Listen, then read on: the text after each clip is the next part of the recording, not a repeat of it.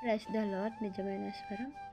December 5, 2025 Holi prayer home సంఘం వారి అనుదిన వాగ్దాన పరిచర్య. నీవు ధన్యుడవు, నీవు ప్రత్యుపకారం పొందుదువు. లూకా సువార్త 14వ అధ్యాయం 14వ వచనం.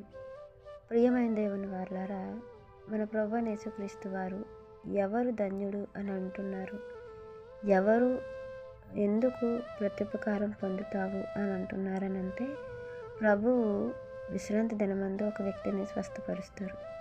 అది అందరికీ అభ్యంతరకరం అవుతుందని ఆయన కొంత ఉపమాన రీతిలో కొన్ని విషయాల వారికి తెలియపరుస్తారు.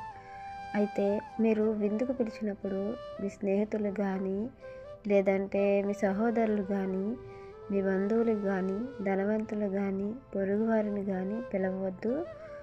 వారు ఒకవేళ నిన్ను మరలా పిలుతురు గనుక నీకు ప్రత్యుపకారం కలుగదు. మరి ఎవరిని పిలవాలి అంటే, ఇంకా ఎవరూ లేనివారు, బేదలైన వారు ఉంటారు కదా, అలాంటి వారిని మీరు పిలవండి. వారికి మీరు మేలు చేయండి. కుంటివారు, గుడ్డివారు, ఇక అంగహీనులుగా ఉన్నవారు, ఏమీ లేని వాళ్ళని మీరు పిలిస్తే వారికి సహాయం చేయడానికి వారి దగ్గర ఏమీ లేదు.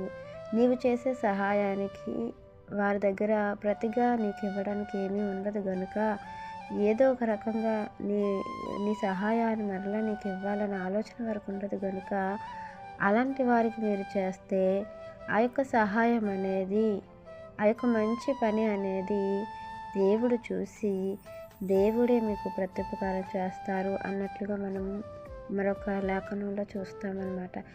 అదే రీతిలో మన ప్రభువైన యేసుక్రీస్తు వారు మనకు తెలియపరుస్తున్నారు.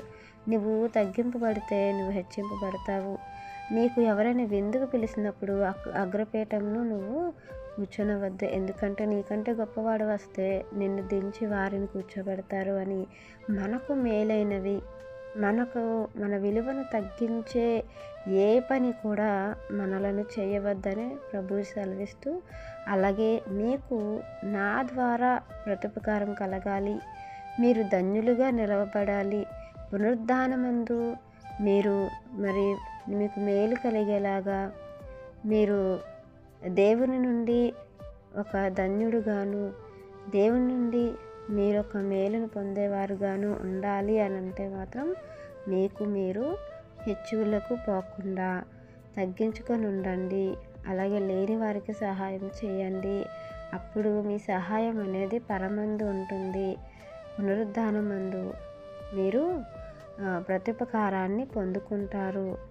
నీతిమంతుల పునరుద్ధానం అనేది ఉంది కదా, అప్పుడు మీకు దేవుడే సహాయం చేస్తారు. అది మిమ్మల్ని కాపాడుతుంది అనేది దేవుడు మనకు తెలియపరుస్తున్నారు. కాబట్టి నిజంగానే మనతో ఉన్న వారికి సహాయం చేసే బదులు ఏమీ లేని వారికి చేసి దేవుని యొక్క మన్నను పొందుకోవాలని ఈ వాక్యం మనందరి జీవితంలో దేవుడు ఫలింపచేయాలని ఆశిస్తున్నవారు దైవజనులు బ్రదర్ పి. నెహెమియా గారు. God bless you. ఆమేన్.